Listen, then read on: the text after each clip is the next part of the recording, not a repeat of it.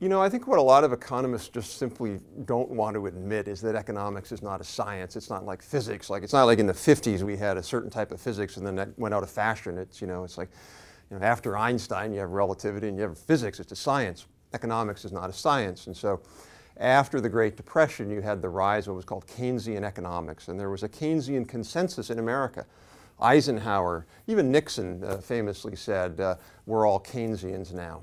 And that was essentially a model that said there's a big role for government spending to keep the economy going, that more equal income distribution means that workers are going to spend more money to keep the economy growing. That really fell apart in the 70s when you had what was called stagflation, which wasn't supposed to be possible. High inflation, high unemployment.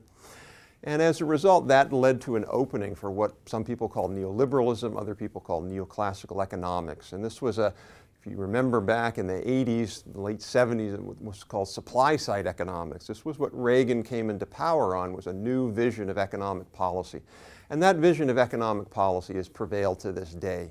Now, whether it's a Republican version of supply-side or a more democratic version of what you might call Rubinomics, it's really the same thing. It's saying that the role for government is quite limited. We should let the markets work. And we don't want to by any means have what we could call industrial policy, because that would be picking winners and that violates our core philosophy of letting the market work. That's really the dominant economic philosophy today in Washington, whether it's an Obama administration or whether it's a Bush administration. The economists who are running economic policy in Washington subscribe to that. You know, a lot of the problem, or really in many ways the fundamental failure of liberalism, is that they have not been able to articulate a viable alternative to this neoclassical or neoliberal doctrine. So all they can do is basically just say this doesn't work, they complain about it, but they can't really offer a coherent agenda. And what they go back to is saying, well, if we just go back to where we were in the 50s and 60s, we'll just make government bigger, we'll regulate companies more, we'll make sure that we'll have high taxes on the rich and distribute the money a little more, we'll have national health care. Those may be all fine, but those aren't an economic policy, and they don't drive growth, they don't drive competitiveness. Yeah, there's a new approach to economics that's emerged, in the last 15 years. It's sort of just making small inroads into Washington, unfortunately. But a lot of academics have been talking about this. They have a very strange esoteric word called endogenous growth theory or structural evolutionary economics. We just call it innovation economics. And the core of innovation economics says you can't grow your economy unless you have organizations. They could be government organizations, nonprofit, private, but organizations are how an economy is organized. And unless those organizations are becoming more productive and more innovative, you just aren't going to have a viable economy. You're not going to have vibrant economic growth that translates into high wages for the average worker. And so the big, I think, core component of innovation economics is to say, you know what, everything the government does in the economic sphere should be targeted at the micro level. It should be thinking about how individual organizations can be helped. And I'll give you an example of that. Other countries have significant technology policies. So they'll say, you know what, you look at, for example, why the Japanese have led the world in battery production and battery cars, so the Prius and the Leaf.